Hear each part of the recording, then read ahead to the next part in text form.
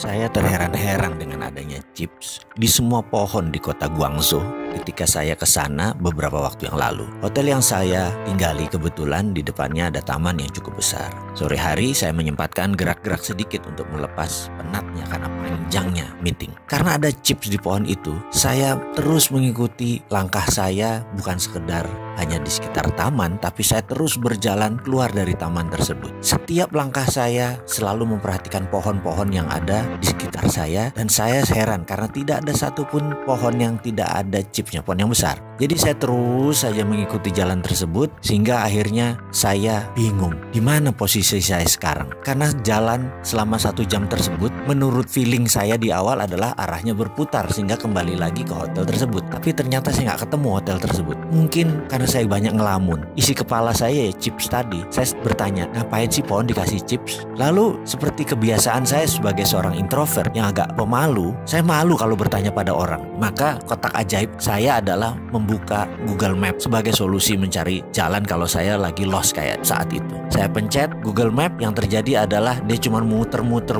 roaming. Saya baru sadar bahwa ternyata Google itu dikendalikan di Cina. Emangnya seperti di Indonesia search engine asing yang berkuasa. Kalau di Cina ya produk mereka sendiri yang berkuasa. Jadi karena saya nggak punya Baidu Map, ya sudah, akhirnya saya terpaksa tanya orang. Saya pun memilih bertanya kepada seseorang yang duduk di tepi jalan lagi sambil menikmati udara sore yang sejuk. Penampilannya kasual, dan saya pun bertanya, "Excuse me, could you please guide me to my hotel, the St. Regis? I'm sorry, I'm kind of lost," saya bilang begitu. Dia menatap saya dan berkata, "Do you want to go from west side or from east side?" Saya terperanjat dengan bahasa Inggrisnya yang fasih, dan saya menjawab dengan cepat adalah, "Terserah, yang penting cepat," saya bilang begitu. Lalu dia menunjuk gedung putih yang agak jauh tepat di depan saya, di mana ternyata itu adalah sisi belakang hotel tersebut. Namun karena tertutup pohon yang besar, logonya tidak kelihatan. Saya mengucapkan terima kasih sambil memuji bahasa Inggrisnya yang fasih, dan juga memastikan apakah dia pernah tinggal di luar negeri atau sekolah di luar negeri. Lalu dia menjawab, "I never been abroad, but a couple years ago, I have a business export to America. So I need to be able speaking their language by phone and email."